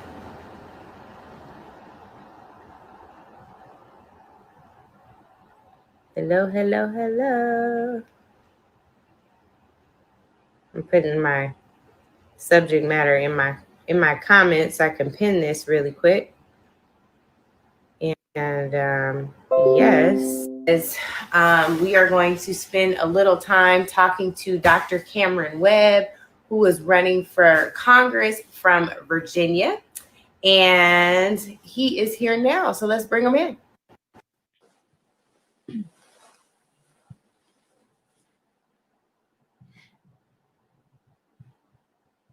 Hi. Hey, how's it going? How are Go you, ahead, Cameron? doctor. I'm doing well. Yourself? Good. Thank you for agreeing to sit with me today. And first of all, let's start with good luck on your race. How are things looking for you? You're running for which congressional district in Virginia? It's Virginia's 5th district, so it's kind of a big district right down the middle of the Commonwealth. It runs from Fauquier County near DC all the way down to the North Carolina border. So nice and gerrymandered. Yeah, it is nice and very gerrymandered. Right. I know that it includes Charlottesville. I was trying to pull up my notes because it's been a long week, but I was like, let me just get that out there at the top of this. So I want to talk to you about the race, and I want to talk to you about coronavirus. Because what I think is so fascinating is we're in this time where people are being asked to protect themselves. And also while we're being asked to protect ourselves, we are in the fight of our lives, literally.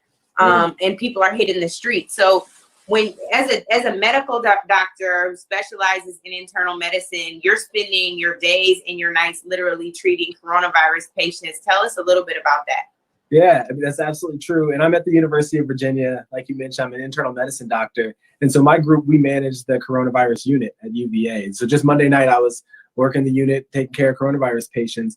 And I'll tell you, the very first time I was on that service, the thing that stood out to me was how many of the patients were Black and brown. I mean, it's literally striking. And that's happening all over the country. And it's certainly happening here in Central Virginia, too. And so you realize we were already in this public health crisis for Black and brown communities. Disproportionately, Black folks are dying. Disproportionately, Latinx population is having a higher prevalence of the disease.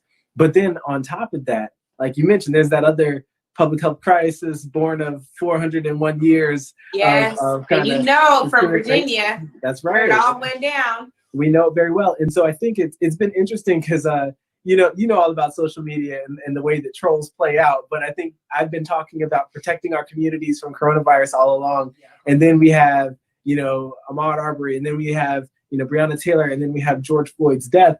And I'm just like, well, there's another public health crisis we've got to tackle, which is, Black folks who've been dying all over the country. And so, I think the main thing for me is just telling folks how to participate safely, if such a thing exists, And so happy to talk about that a little bit, but I think it really comes down to you have to be outspoken. You have to use your voice in this space.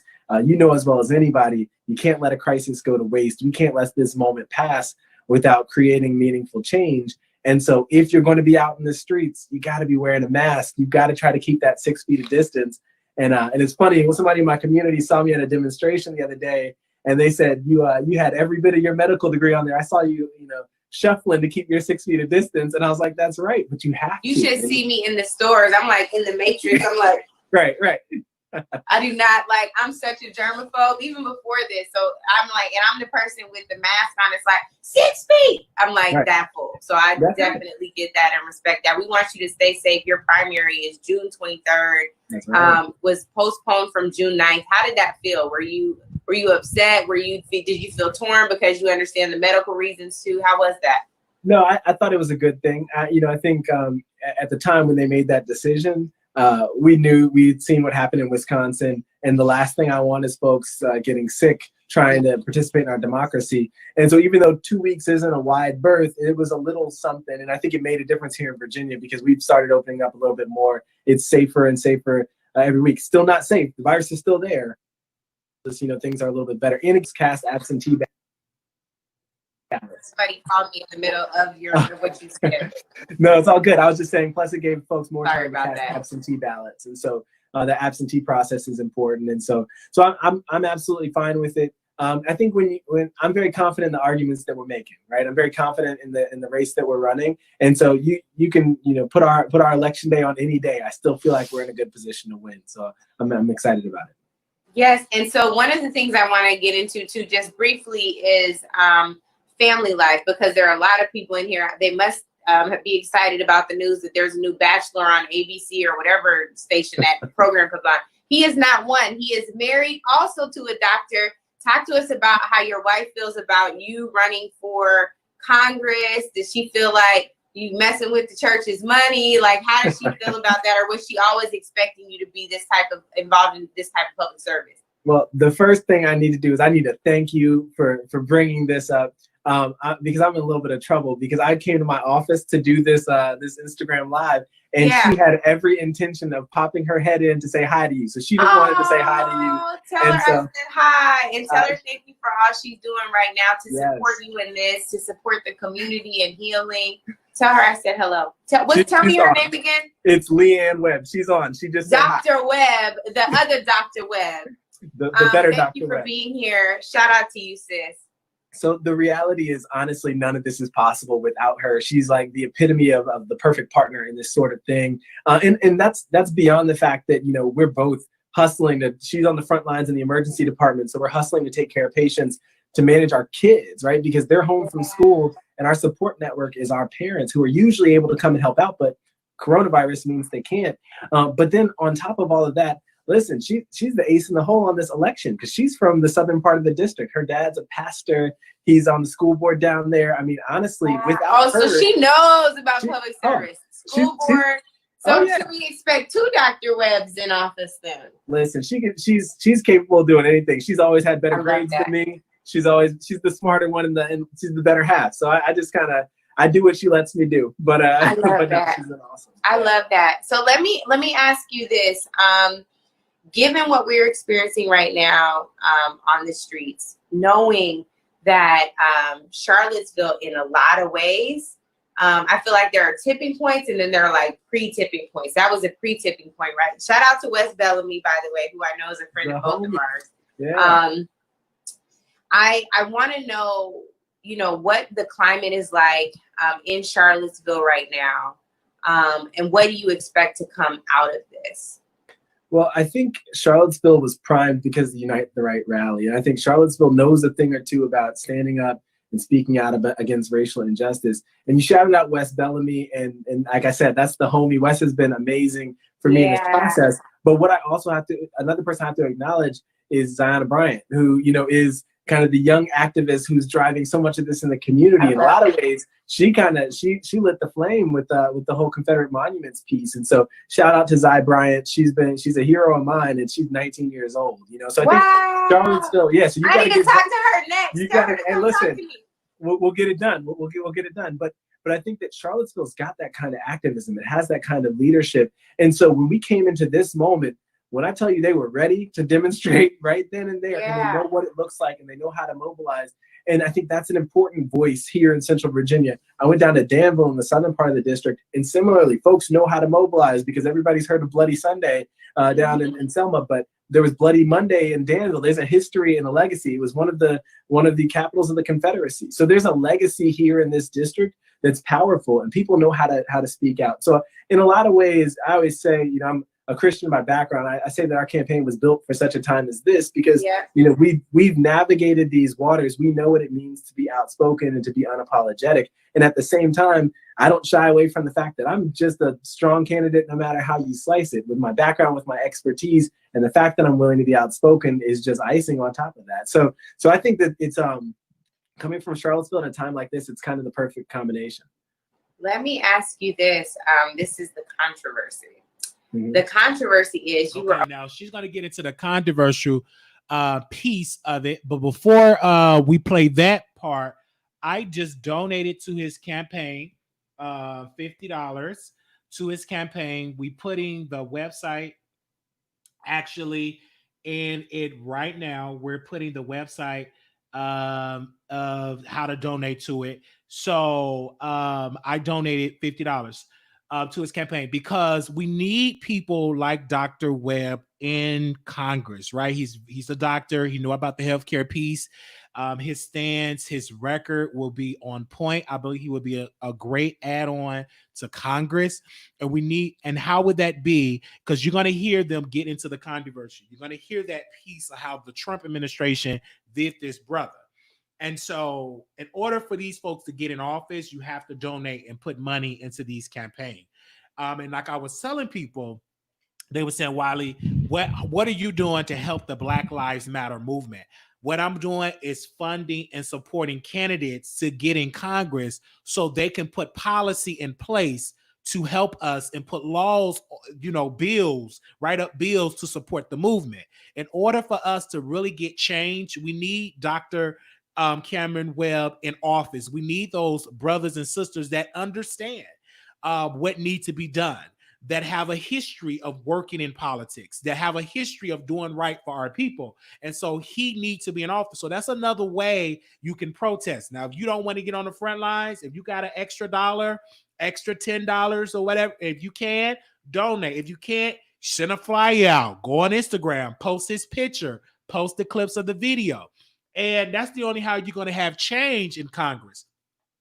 So we're going to get to that piece. So if anybody want to donate, please do so and let them know that you have donated. It'll be great because on this show, I put my money where my mouth is. It's not much, but a little. Is if everybody donate what they can, is more because you can get some flyers or whatever, etc. So you can get television commercials as well because I do want to be a part of us changing Congress because Congress do need to change. It need more Black folks in office, right?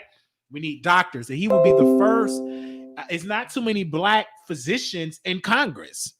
And so he would be good in the office. So we're going to get to this piece. I had to put this segment in there.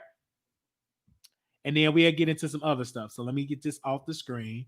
All right. So let's continue this interview. Shout out to you, Angela Ryan. Thank you for putting me on to Dr. Cameron. Thank you for that. a White House fellow. And you kind of crossed the bridge between Obama leaving, and then Donald Trump coming in. What was that transition like being there at that time? We talk about Black trauma. Listen, I think. Listen.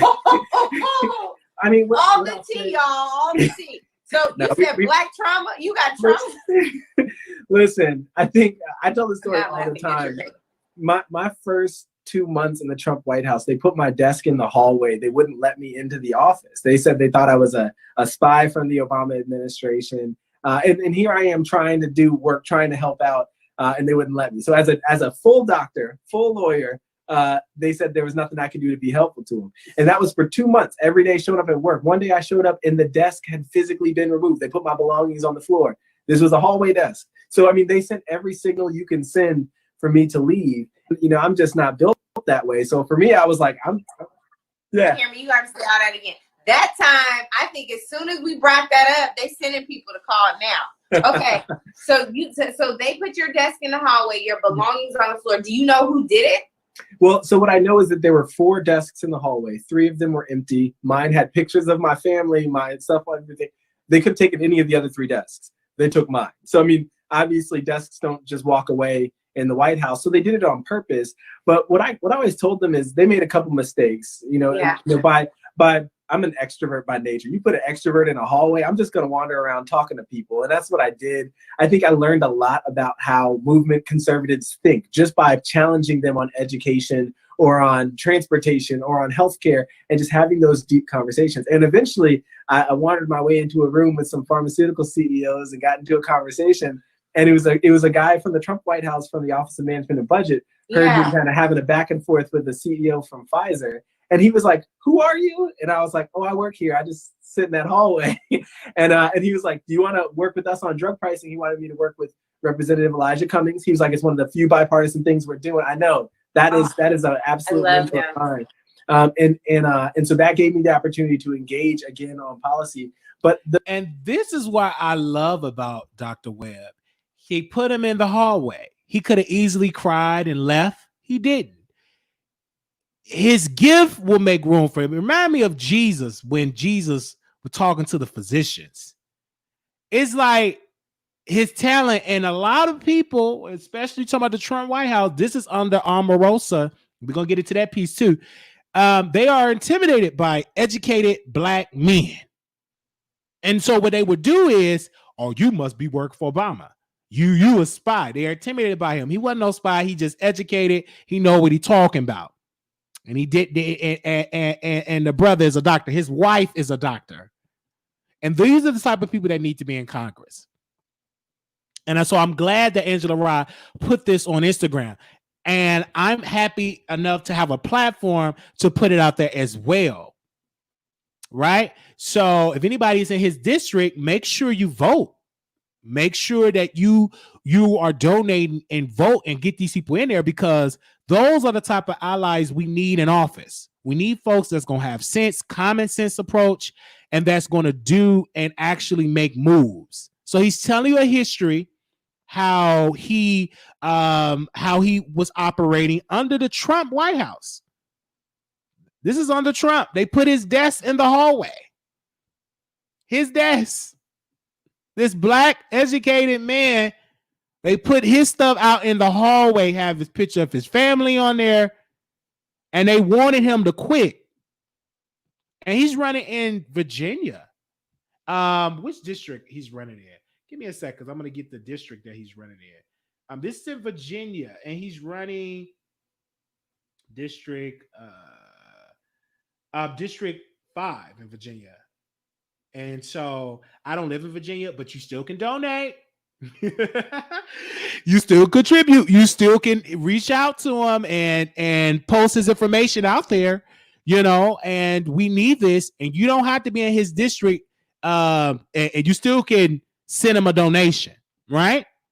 And that's the main thing. You have to donate and contribute to these politicians, because in order for them to have commercials, that costs money. In order for them to put out a sign, costs money. In order for them to send out a blast email, a blast text, that costs money.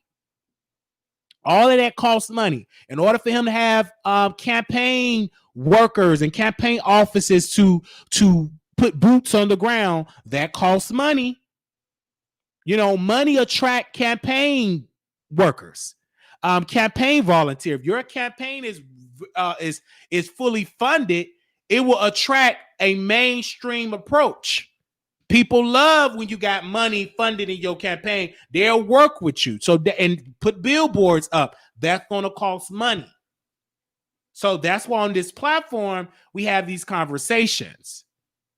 It's other ways. You could be out there screaming on the top of your lawn protesting. You have those. That's one way to let your voice be heard. Then you have those that want to donate to politicians and promote those politicians to get off. You have those. It's many different ways to make sure your voice is heard.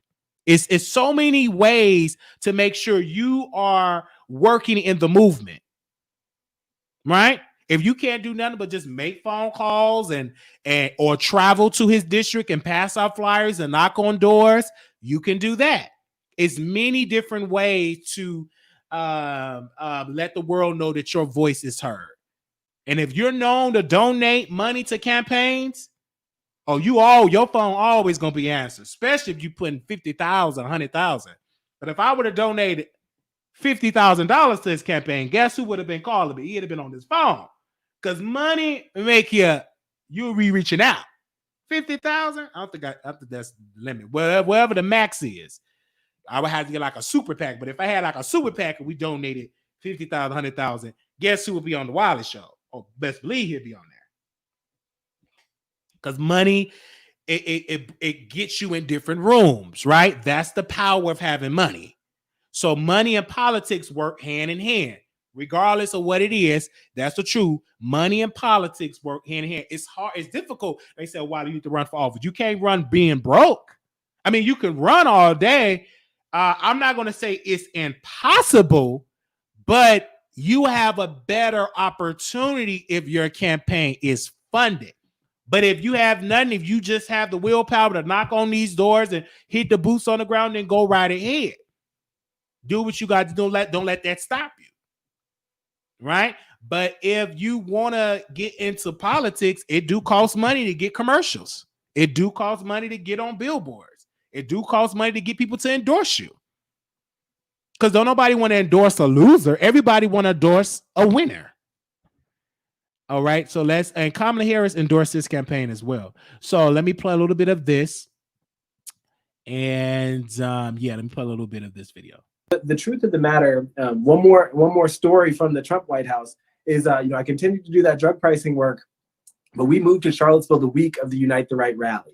And so I came down, So Leanne was here she was starting business school at UVA, because not only is she a doctor, but she also has her MBA from UVA. So she's y'all got all the degrees. I hope y'all got scholarships and not student debt. I was about to say all the debt too, but I think that we were there for that rally. And I went back to the White House the Monday after the Unite the Right rally. I walked into Omarosa's office and I was like, isn't your whole job to make sure that he's communicating with the African-American community in a meaningful way? And I was like, what's going on? And I announced my resignation. I left the office that day. So, okay, I like that story. Yeah. Yo, I think that what is so profound about what you're saying is, like, what you all should know, for those of you who don't know, the White House Fellowship is a very prestigious fellowship. It's hard to get. This man is running for Congress. He wasn't running for Congress as a White House fellow, but White House fellow, lawyer, doctor. They put his desk in the hallway. And so what would be such poetic justice to me is for the very White House fellow that they put in the hallway to come back and be like, hey, y'all, I'm here at the State of the Union.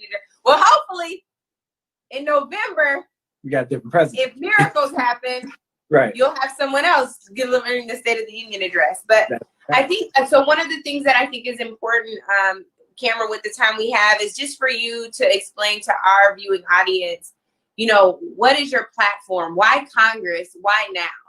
Yeah, I did not have the intentions of running for Congress. In fact, in my family, I'm not even the most political one. My older brother has worked on the Hill for years. His name is Brandon Webb. Brandon's been, he was the political one. You're like, wait a minute, I know you're. Yeah. That is not your brother. Yeah, it is. That's my brother. And so, I did not know this. I'm literally about to call him and be like, why didn't you call me and ask me to talk to your brother? Really? He's always been the much more political one. And for me, I've been focused on healthcare. I've been focused on my passion for making sure that people have access to the care that they need. And for me, I just go to where the fight is. And I just realized that in this moment in history, healthcare is the number one issue in our country. It's literally breaking families' backs. It's breaking people's backs. You have 30 million folks who didn't have insurance before the COVID pandemic, and upwards of 27 million more who are going to lose their insurance. We just need real expertise. And when I look back at kind of what I've done along the way, I look back at the reality that, yes, I'm a practicing doctor and I'm the director of health policy and equity at the University of Virginia. I'm on the state Medicaid board here in Virginia, appointed by the governor. And then I was a White House fellow on the White House healthcare team. I'm just like, what I bring to this conversation at a time where our nation is trying to fix healthcare it's unprecedented. There's just nothing like that. And I mean, speaking of unprecedented, if elected, I would be the first Black physician to be a voting member of Congress. Right. And I think about that, and I think about it in this moment. And I said, we've got to show up and we've got to. All right. So you all heard that. And you definitely have to show up. And give me a second.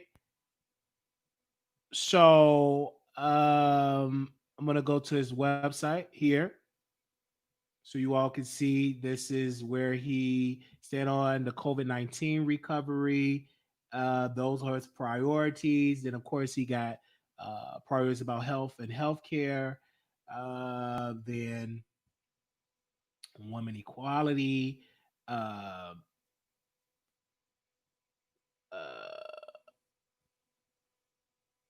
and infrastructure.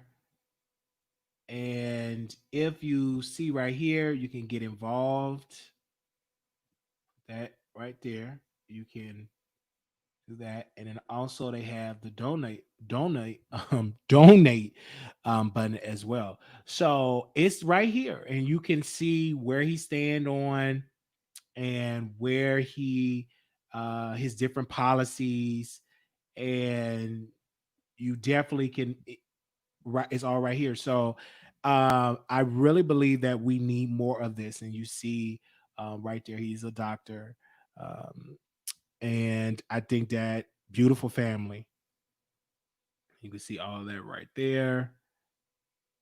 So it's needed. We need more people, more brothers and sisters in office. All right. So I had to bring that out. I had to have that conversation. All right. So someone called me on the show number. So let me call this person back. And then we're gonna go. Then I gotta come back and do another video. So it's a lot of videos today, y'all. Y'all getting a lot of content today. This will be the last segment. We at the 2-hour mark.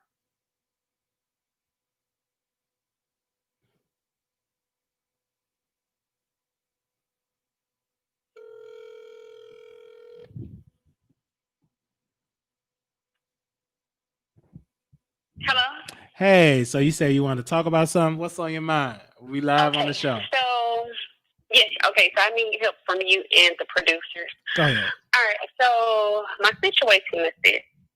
I will be 35 next year, and I promised myself I would have a house by the time I'm 35, which is March. Now, my plans right now, my credit is good, but I have my student loans on there.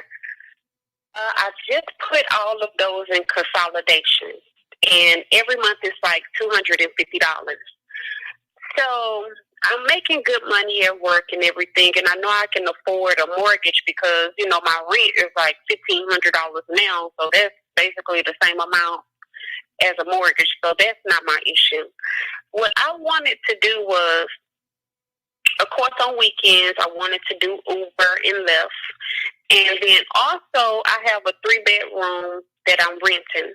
I wanted to rent out 2 rooms, but the problem is this. I did that before, and no offense to my black sisters, but I found that, you know, black people is the worst ones to, like, black females is the worst ones to rent out to. Either they're dirty, nasty, you know, pretty promiscuous and stuff like that.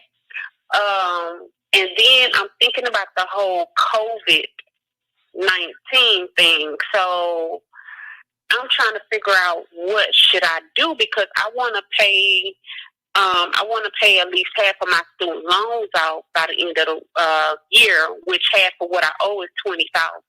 I want to have that paid within 6 months. Mm-hmm. So I have a suggestion. Why don't you just Airbnb what you have instead of doing long-term leasing? What do you mean? Like, I keep hearing people say Airbnb. I don't know what that is. Airbnb is like it's like Uber of hotels. Like you can rent out the rooms, and you could charge like $60 a night, $100 a night. If it's in a good area, you really can make money in that part, because a lot of homeowners are now getting into Airbnb. You even have some people getting properties just to Airbnb it, because it cuts down costs of damage of the property, because Airbnb, the guests will have to pay for if they damage some property. You set your own prices, and you don't have to worry about having a long-term tenant. So that's one option. The second option is to make sure that you get the right appropriate guests on the show. On your rooms. Maybe you should try to target the senior citizens, to get them to rent out, instead of getting someone so younger to be in those rooms too. But I think the Airbnb is a good route. I think you should try to test that out first. With the Airbnb, want to be like a lot of different people coming in? Absolutely. But if you live in there, or you live in there, really don't. Or you don't want to do that, well, if not for a lot of people, just coming in and no. You wouldn't want to do that. So you want to just rent it out. And unfortunately, it's difficult being a person, because I have a friend, he rents out his place, and sometimes you get good tenants, sometimes you get not so good tenants. It's all like a hit and a miss. You really gotta, I have a friend, he searched their social media, he does a lot when he look for guests, and he got a good tenant now. But I could remember when he had guests in there that was arguing, domestic violence, etc., messing up his property. So it's rough. It's really rough being an entrepreneur, but you can find a good tenant. It's all about finding that good one. But getting a house, if you want to do that, I think you should try to see if you can get a loan for it too. But you want to make sure that you're not working so much that you can't enjoy the house. Right. You know what I'm saying? Right. So you want to make sure that you have enough that you can enjoy being a homeowner and not working so much to keep your house. Right. And that's why I wanted to pay at least half of what I owe by the end of the year. Mm-hmm. Right. So, but, with the COVID, that's what scared me with the whole COVID. You know what I'm saying? Because it'll be like two strangers in here and, then, I don't know what they do when they leave. Well, they're around a lot of people and, yeah. Well, that is part of the risk. But like I said, it's up to you. You can do it and rent it out with a good person that's just doing great. But you can always take that chance of saying, hey, we're going to wait till the pandemic is over. But if you need the money, just make sure you get the right person in there. Right, because my lease is up in January. Mm-hmm. So I want to be in the house by January, but I don't even know how long this whole COVID thing is going to last. Mm-hmm. It's going to last for a while. It's going to last for a while because right now they're not even letting people visit their loved ones in a nursing home. That's still closed down, so it's still out strong. But for you just make a plan to see what can you afford. If you can afford it, if it don't take a lot of your income, if you can live comfortable, then make that decision and make sure you shop. And this is the best time to look for a house because everything is so low. Because a lot of people ain't really shopping for stuff like that, like getting houses. And stuff. So you really can negotiate, but don't just take anything and make sure you can afford it. Well, okay, so when I looked for my house, I wanted to get one of those home building ones, one where nobody else have lived in it before. Oh, yeah. So, it didn't already have like my price range that I want, and already have the community that I want to stay in. So I have all of that locked down. I was just trying to figure out how can I knock down $20,000 on the student loans. Right, just take your time. What you can afford, just as long as you are, how much is your payments a month for your student loans? How much is your payments? My payment is only $250, but I want to pay more than that. Why don't you, if you can double it, try that. But if you can't make one large sum to knock it down, just do what you can do. Just as long as your student loans are in good standing and your payments are on time. But if you want to double it up and make $500 payment, then do that. But if you don't have it to pay it all the way down, don't rush it. Just make sure that you keeping up with your payments. Right. And don't try to take care of everything too. You got to do one thing at a time because you don't want to overwork yourself. See, that's what I do. Like I do a lot, and I would overwork myself. Definitely to get something accomplished, I do it. I go without sleep and everything else. So right, because like you only got like what 2.5 more years on your student loans to pay it completely off. No, my student loan is $41,000. But I mean, it's good, right? But at first, it was at $60,000, and that was I had started paying more than what I was supposed to. I started paying June of last year, so I knocked it down $17,000. Oh, that's so. Just keep doing what you're doing. Just take your time with it. Before you know it, it'll be paid off completely. Yeah, but also like last year, I'm making good money right now. But because I drive trucks, last year I was on the operator, so I made way more money then to pay that. But since I'm making well, I don't want to put my income out there, Right. But I'm making what I'm making. Right. Now, I can't do 16, 20,000 in 6 months. Right. No. I That's might what I'm do saying. half of that, but not No, just keep what you're doing. Make sure your student loan payment that you're paying it on time. You know what I'm saying? Right. And just do that. But don't try to rush and just try to pay it when you don't have it. Just do what you can do now and make sure that you pay the payments on time so it won't reflect negatively on your credit. If you do that, right. before you know it, it will be paid off. Right. 2 years from now, it'll be almost done, you know? So you want to make sure that you're not overdoing it. Just take your time with it. You're still young. And so what? You ain't getting in the house with 35. It might not be your season. I'm gonna get up in that. Yeah, just you know, you'll get there.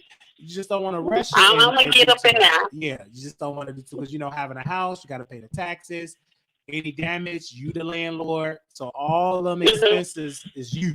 You know what I'm saying? Well, that's another thing. So what I do is every week I put 200 to the side. So that way when I do get the house, of course I'm going to continue to put the 200 to the side.